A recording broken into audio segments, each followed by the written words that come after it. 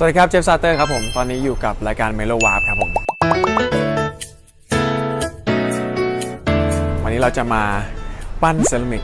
ครั้งแรกในชีวิตของเจฟกันครับผมไปดูกันว่าเป็นไงฮะ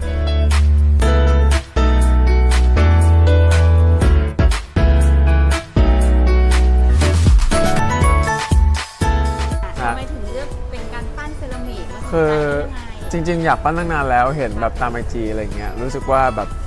ถ้าได้ปั้นอะไรเงี้ยมันคงจะแบบช่วยเรื่องสมาธิอะไรเงี้ยเพราะเป็นคนสมาธิค่อนข้างสั้น แบบคิดอะไรจะต้องไปเร็วๆอะไรเงี้ยก็เลยแบบคิดว่าน่าจะดีแล้วก็ชอบงานพวกงานปั้นอะไรอย่างงี้อยู่แล้วชอบแบบความแบบวาบิซาบิอะไรเงี้ยแล้วตัวเจฟเองสนใจในพวกงานอาร์ตงานศิลปะนี้ตั้งแต่เมื่อไหร่จริงๆตั้งแต่เด็กก็ชอบคิดวาดรูปอะไรอยู่แล้วแหละแต่ว่าคือยังคือห่างไปนานมากกับการคราฟต์กันอะไรพวกเนี้ยทำแต่เพลงแล้วก็อะไรอย่างเงี้ยก็เลยแบบอยากกลับมาลองทำดูอะไรเงี้ยครับอาจจะเป็นฮ็อบบี้อีกอย่างหนึ่งที่แบบเพิ่งมารู้ฝีมือตัวเองว่าจะปั้นได้แบบเทพขนาดไหนคุณอาจจะต้องเปลี่ยนคุณครูนี่อะไรอย่างงี้นะฮะอาจจะเป็นมาสอนแทนที่นี่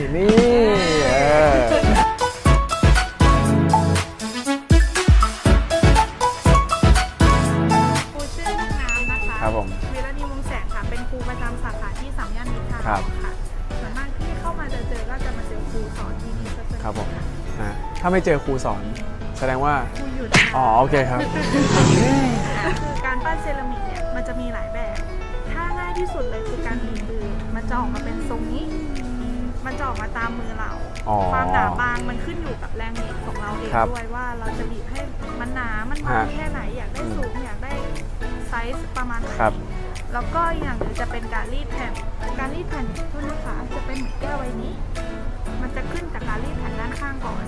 แล้วก็ค่อยเอาอีกแผ่นเนี่ยมาประกบด้านล่างแล้วก็เก็บรายละเอียดเพิ่มดีเทลใส่อะไรแล้วแต่เราครับผมตรงหูแก้วเราก็สามารถดีไซน์เองได้ค่ะว่าแบบอยากได้มันตัวซีคว่ำอย่างเดียวหรือว่าอยากได้เป็นฟอร์มเป็นเชฟคือเราก็สามารถทำได้โอเคอันนี้มันสวยมากนะครับทุกคนไม่ได้เกี่ยวกับผมที่จะคอนเทนต์แต่ชอบมากมันเป็นแบบเซรามิกแบบเหมือนเป็นแบบว่าเป็นหลอดสีนะฮะ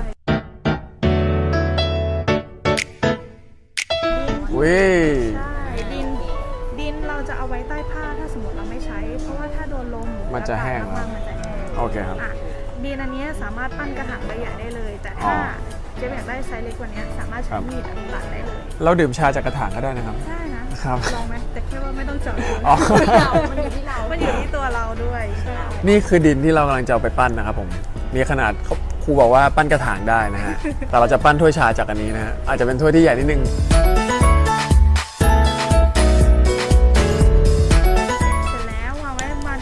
บนมือข้างที่เราไม่ถนัดเรานิ้วโป้งอันนี้จิ้มลงไปตรงกลางให้ลึกที่สุดแต่ระวังทะลุนะโอเคครับเสร็จแล้วก็มือลงอย่างนี้เอานิ้วค้างโอเคครับอีก4 นิ้วแล้วหมุนจะรู้สึกว่าดินเขายืดตัวมากขึ้นแล้วข้างในมันจะหวานมากขึ้นได้ฟิลมากเลยเสร็จแล้วครับทุกคนยังเริ่มเย็นเราจะมาบีบด้านข้างกันตอนนี้ด้านข้างตรงปากเขาหนาอยู่ครับเวลาบีบให้เรามือฝั่งซ้ายให้ประคองด้านนอกแล้วดันเข้าไปส่วนข้างขวาให้บีบขึ้นนี้บีบอย่างเงี้ยหรอดันค่อยๆไล่ขึ้นมาเป็นแนวตรงโอเคให้มันสูงขึ้นมาเพื่อที่มันจะเป็นแก้วที่สูงใช่ไหมครับใช่แล้วเราสามารถตัดได้ว่าแบบเราอยากได้แก้วแค่นี้นะอะไรอย่างเงี้ยเราเอาความหนาของขอบแก้วก่อนใช่ก็จะไล่ดิบไปปกติครูไม่ฟังมุกผมเลยเสียใจจังตอนนี้มันเริ่มหนาแล้วเนาะแล้วมันเริ่มบานออกแล้วเนาะถ้าอยากได้แค่ครูมีวิธีการทำก็คือสมมติครูอยากได้แค่กว่านี้ครูตัดมาเสียงมันตรงลึกไปเลยแล้วเราจะใช้เครื่องมือตัวนี้ในการทำเท็กเจอร์ทุกครั้งที่เราติดดินเราต้องทำเท็กเจอร์ทุกครั้งเสร็จแล้วขุดด้านนี้ด้วยเพื่ออะไรนะครับเพื่อที่เวลาเราติดดินเนี่ยหลังเผาไปเนี่ยมันก็จะติดกันแต่ว่าเราต้องทาตัวนี้ด้วยตัวนี้เรียกว่าน้ำสลีฟใช่โอเคครับเสร็จแล้วเราจะใช้เครื่องมือตัวนี้ในการทำให้มันเรียบครับเขาจะเรียกว่าเครื่องมือเก็บงานดินกริปเลยนะฮะเขาจะเนีย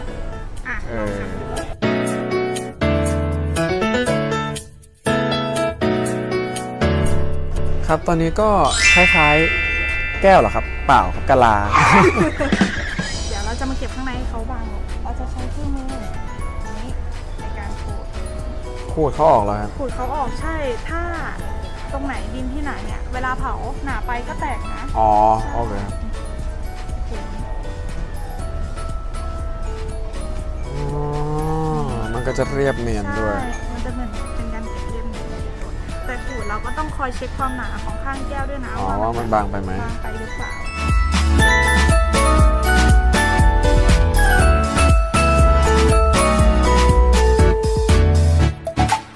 คือเราเก็บรายละเอียดดีเทลข้างในข้างนอก แล้วก็ข้างในแก้วแล้วก็ตรงขอบๆตรงนี้นะฮะให้ตอนที่เรากินเราไม่แก้วบาดปากนะครับผมตอนนี้ก็เหลือขั้นตอนลงสีแล้วฮะ ฟิลลิ่งเป็นไงคะ feeling ยากมากกว่าจะแบบปั้นมาถึงตรงนี้ อ๋อสบายมากๆเลย ตอนนี้แต่ขาเหน็บกินมาแล้ว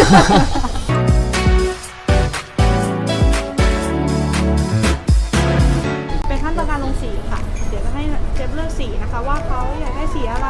อยากได้แบบไหนใช่ค่ะสีก็จะประมาณนี้แบบนี้เลย เลือกคู่กันได้เลย ของวันนี้เลยแล้วเราจะรู้ได้ไงว่าอันไหนเราลงไปตรงไหน สีถ้าเป็นสีดำกับสีเหลืองเนี่ยเวลาลงบนเนี้ยมันจะดูออก ชัดใช่ไหม ใช่มันจะชัด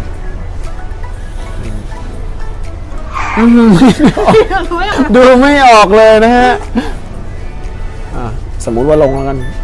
แต่ระบายรอบ2รอบ3ต้องซ้ำที่เดิมด้วยนะ เอาแล้วไง สเปซสปะไม่ได้จริงๆแล้วเขาคนที่ปั้นเซรามิกนี่คือต้องปรับตาดีมากๆอ่ะในการที่จะแบบลงสีให้ถูกความจำดีมากนะ ให้เดานะ ผมดูไม่ออกอยู่ดี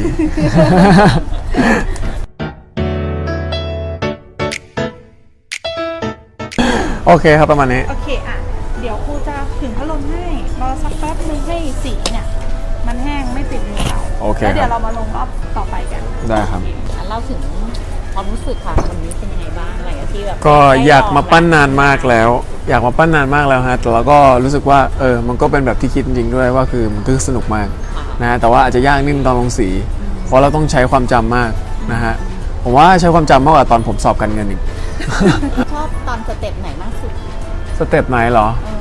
ชอบทุกสเต็ปเลยอ่ะมันแบบว่าคือถ้าสมมติว่าได้ปั้นแบบ มันช่วยเราฝึกสมาธิอะรู้สึกว่ามันมีสมาธิมากขึ้น แล้วก็รู้สึกมันช้าลงอะใช้ชีวิตช้าลงอะไรเงี้ย ถ้าให้เลือกแบบว่ามีงานศิลปะชิ้นหนึ่งในบ้านเกมจะเลือกแบบอะไร อยากปั้นเป็นอะไรที่ abstract อะที่มันดูไม่ออกว่ามันคืออะไรอะไรเงี้ยที่มันแบบดูรูปร่างประหลาดๆหน่อยอะไรเงี้ยแต่ว่ามันจะมีชิ้นเดียวไงอะไรอย่างนั้น ที่แบบเราเข้าใจเอง ใช่ที่เราเข้าใจเอง แล้วพอเราอธิบายให้คนอื่นเขาเข้าใจอะไรเงี้ยเขาก็จะไม่เข้าใจอะไรเงี้ยชอบ ชอบอะไรที่แบบคนเข้าไม่ถึง ไม่เข้าไม่ถึง แต่เรารู้เรื่องคนเดียว เราก็มโนขึ้นมาว่ามันมีความหมายว่าอย่างนี้อะไรเงี้ย พูดถึงแบบศิลปินที่เขาเป็นแนวอาร์ตอะไรอย่างเงี้ยเจมีแบบติดตามใคร จริงแจ็คสันพอลล็อกชอบงานสลัดสีเขามากแวนโกวินเซนต์แวนโกอะไรเงี้ยชอบเรื่องเขาเรื่องโดดาวินชีก็ชอบครับ เวลาเราเสพงานอาร์ตนี่เราได้แบบอินสปายอะไรกับตัวเราเองด้วย ก็จริงๆก็ได้เยอะนะรู้สึกว่าบางรูปบางทำให้เรารู้สึกอะไรบางอย่าง จนแบบเรารู้สึกว่าอยากจะต้องเขียนเพลงหรืออะไรเงี้ยออกมาเลยหรือว่าบางรูปมันก็ทำให้รู้สึกว่าแบบได้อะไรบางอย่างแบบหมายถึงว่าเป็นเชิงปรัชญาอะไรจากรูปอะไรเงี้ยก็มี มีไหมมีแบบบางเพลงที่แบบเราอินสปายแบบบางอย่างที่เราแบบมันอิมแพคกับเรา จริงๆหลายๆเพลงอย่างเช่นเพลงคอมเมดี้อะไรเงี้ยก็เราดูสารคดีก็จะมีภาพต่างๆอะไรเงี้ยจำได้ว่าดู Night Stalker หรือ Night Walker หรือสิ่งนั้นที่เกี่ยวกับว่าฆาตกรโรคจิตชื่อ something แต่เพลงมันออกมาเป็นโทนนั้นเลยอะไรเงี้ยผมรู้สึกว่าบางทีวิชวลอะไรเงี้ยมันก็ทำให้เราคิด feeling ของเพลงได้ดีบางทีเราก็ทำมูดบอร์ดก่อนเขียนเพลงอะไรเงี้ย อัปเดตผลงานหน่อย ก็เพลงนี้ชื่อว่าลืมไปแล้วว่าลืมยังไงเป็นเพลงที่พูดถึงความรู้สึกของการที่แบบเราจำไม่ได้แล้วว่าเราลืมคนคนหนึ่งไปได้ยังไงอะไรเงี้ยในเวลาที่เราต้องลืมใครบางคนเรากับพอยิ่งเราลืม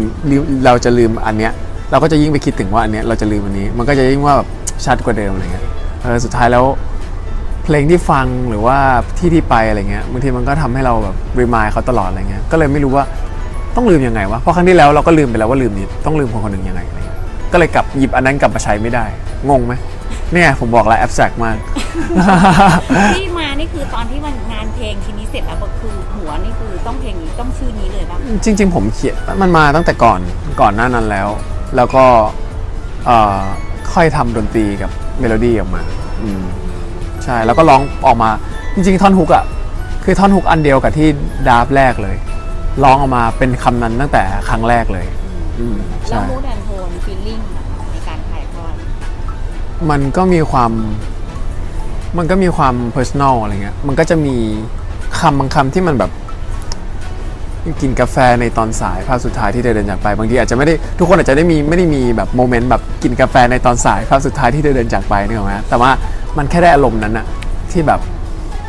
เราจะนัดเจอใครบางคนแต่เขาแบบจากไปแล้วอะไรเงี้ยในวันนั้นอะไรเงี้ยทุกคนอาจจะมีกลิ่นกาแฟที่ไม่เหมือนกันไง ใครก็เราความรักอะไร บางคนอาจจะเป็นเอสเปรสโซ่บางคนอาจจะเป็นลาเต้มอคค่า สำหรับเรา ครับผมลาเต้หวาน150ครับ โอ้โหถามถึงงานแสดงเป็นไงบ้าง งานแสดงก็ตอนนี้ก็ตอนนี้อยู่ในช่วงที่แบบหลังจากกินพอร์ตนะฮะก็อยู่ในช่วงที่พักการแสดงอยู่เพราะว่างานมันจะมีค่อนข้างหลายอย่างอะไรเงี้ยก็ช่วงนี้ทำงานในทางแบบหลายๆทางไปก่อนอะไรเงี้ยแล้วก็แต่เราก็ยังอยากที่จะลองในแบบบทบาทใหม่ๆเหมือนกันอะไรเงี้ยซึ่งก็เราดูว่าจะออกมาเป็นแบบไหนช่วงนี้คือเป็นช่วงที่แบบเจฟงานยุ่งมากแล้วก็เห็นเจฟตามสื่อต่างๆเยอะมากเลยอะไรอย่างเงี้ยมีเวลาเวลาให้กับตัวเองไหมบ้างจริงผมเป็น introvert มากนะผมชอบอยู่คนเดียวอะไรเงี้ยเพราะฉะนั้นเวลาที่มันไม่ได้ทำงานหรือว่าอยู่บนรถเวลาที่ไปขับรถไปทำงานจะเป็นช่วงเวลาที่เราจะ spend time กับตัวเองแบบคนเดียวเลยอะไรเงี้ยก็จะอยู่กับตัวเองอยากดูอะไรก็ดูฟังอะไรก็ฟังอะไรเงี้ยหรือว่าอยู่บ้านช่วงเวลาก่อนนอนอะไรเงี้ยแต่จริงๆมันก็จะมีวันนึงแหละที่เอาไว้แบบ detox ความแบบtension ที่มันเกิดจากการทำงานอะไรเงี้ยครับเรามีวิธีแบบรีแลกซ์ตัวเองยังไงบ้างผมเหรอคุยกับแมวคุยกับแมวหรือบางทีก็ทำเพลงอะไรเงี้ยทำเพลงก็คือมันก็ไม่ผมไม่รู้สึกว่าเป็นการทำงานไงก็เลยแบบมันก็รีแลกซ์เพราะบางทีแบบผมทำงานเพลงเนี่ยมันเหมือนการปั้นเซรามิกคือแบบผมจะ lost ไปเลยแบบประมาณ 3-4 ชั่วโมงโดยที่แบบไม่รู้ตัวแล้วมันก็ผ่านไปแล้ว4 ชั่วโมง5 ชั่วโมงอะไรเงี้ยเพราะฉะนั้นก็มันก็เป็นวิธีรีแลกซ์อันหนึ่งอ่านหนังสือเล่นเกมกับน้องอะไรเงี้ยส่วนมากจะอยู่กับครอบครัวมันจะรีแลกซ์จะเป็นประเภทแบบว่าต้องเดินทางไปที่หมอไม่เลยผมจะขออยู่บ้าน ขอนอนที่บ้านขอแบบขอนอนแบบตายนอนอยู่บ้านอย่างนั้นนะแล้วถามถึงสถานที่ที่แบบอยากไปจริงๆเลยอย่างแบบที่เราแบบบ้านไม่ใช่เราจะเป็นนักจากบ้านเหรอจริงก็อยากไปกาญจนบุรีก็อยากไปบ้านคุณแม่อยู่กาญจนบุรีภูเก็ตก็อยากไปบ้านคุณพ่อเมื่อก่อนไปบ่อยแต่ช่วงนี้ไม่ค่อยได้ไปแล้วเพราะว่ามันตารางค่อนข้างจะไทป์มากให้ฝากผลงานครับผมนะฮะก็ฝากเพลงลืมไปแล้วว่าลืมยังไงนะครับผมซิงเกิลที่5นะฮะก็ลองฟังดูนะครับผมลองฟังดูว่ากินกาแฟคุณเป็นยังไงนี่นะครับผมแล้วก็ฝากสตูชื่อว่าอารมณ์ดีอาร์ตสตูดิโอนะครับผมแปลว่าอาจจะอารมณ์เสียนิดนึงนะฮะเพราะว่าไม่ได้ที่นะฮะแต่ว่าคุณครูเขาจำให้เราอารมณ์ดีเองนะครับผมเพราะฉะนั้นก็ดีสนุกครับผมมาแวะมาที่นี่ได้มาปั้นแบบว่าได้แบบงานของตัวเองกลับไปเป็นมาสเตอร์พีซนะครับผมแล้วก็ฝากกินพอดเดอะซีรีส์เวิลด์ทัวร์ด้วยนะครับผมก็เดี๋ยวเราไปกันหลายเมืองอยู่นะครับผมงั้นฝากเจอกันได้นะครับผมระบายรอบที่2ค่ะรอบนี้สีเหลืองผมหายไปแล้วฮะสีเหลืองอยู่ไหนอะตรงนี้สีเหลืองคุณมองเห็นได้ยังไงจะถึงตรงนี้เลยนะได้ยังไงคุณมีเรดาร์เหรอครับจับความร้อนเหรอหรือว่าอะไรแล้วก็ตรงปากนี่ตรงนี้นี่ไงสีมันต่างกันถึงนี้เลยถึงนี้ว้าวแล้วก็ตรงนี้นิดเดียวไม่เยอะ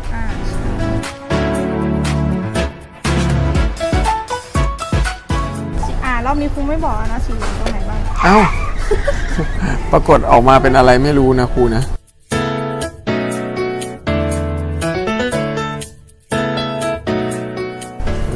โอเคครับเรียบร้อยแล้วเฮ้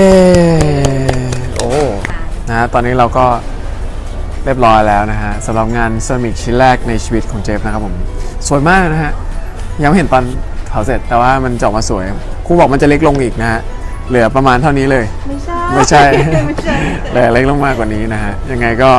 เดี๋ยวรอดูกันว่าอีก1 เดือนมันจะเป็นไงครับผม นะฮะก็ขอบคุณรายการเมโลวาร์ปนะที่ชวนเจฟมาทำอะไรที่อยากจะทำมานานมากแล้วนะครับผมสำหรับการปั้นเซรามิกนะฮะยังไงลองดูว่าเทปหน้าจะเป็นใครและจะไปไหน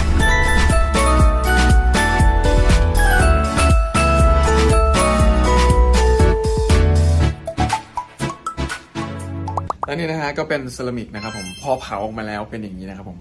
นี่เลยนะฮะคือตอนทาสีก็คือไม่รู้เลยว่ามันจะออกมาเป็นแบบนี้นะฮะแต่ถามว่ามันสวยไหมมันก็สวยดีครับผมนะฮะขอบคุณเมโลบาร์นะครับที่พาเจไปปั้นนะครับผมก็เต็มความฝันเด็กน้อยคนหนึ่งนะครับนะฮะยังไงก็เดี๋ยวดูกันว่ามันจะกินซุปได้หรือเปล่าหรือมันจะรั่วออกข้างๆนะฮะยังไงก็ขอบคุณครับผม